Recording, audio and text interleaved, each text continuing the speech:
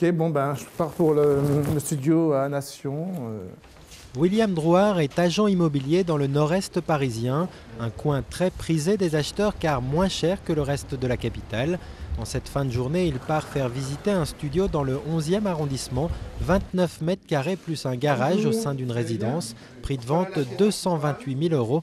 L'acheteur potentiel n'en revient pas. Moi qui viens de Lille, où le prix du mètre carré est à 4 000 € dans du gros standing, on arrive ici à 7 000 à 8 000 € le mètre carré, vous avez vraiment de l'entrée de gamme, quoi. Et pourtant, si cet acheteur n'est pas convaincu par sa visite, l'agent immobilier, lui, ne se fait guère de soucis.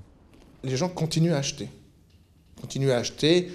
À des prix délirants et ça les gêne pas.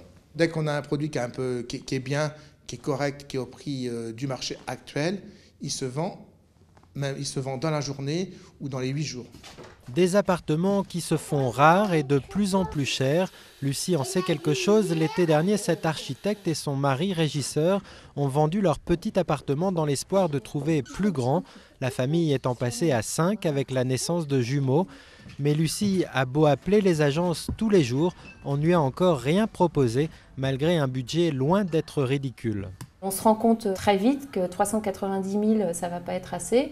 Et aujourd'hui, on est plutôt aux alentours de 450 000. Mais il faut qu'on retourne à la banque déjà pour voir si c'est possible. Et on ne cherche pas des surfaces très grandes, on est sur 65 mètres carrés.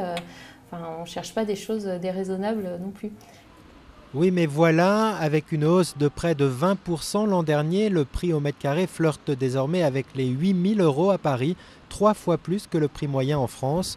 Au Crédoc, où l'on observe les conditions de vie depuis 50 ans, on n'hésite plus à parler de déclassement social pour des Parisiens pourtant classés parmi les plus riches de France. Quand bien même leur situation familiale change, qu'il y a la naissance d'un enfant ou qu'il y a une séparation ou un changement même professionnel, on ne peut plus adapter de façon aussi fluide son logement à sa situation personnelle. Du coup, on se sent un peu emprisonné dans son logement avec une image de soi qui est un petit peu dégradée.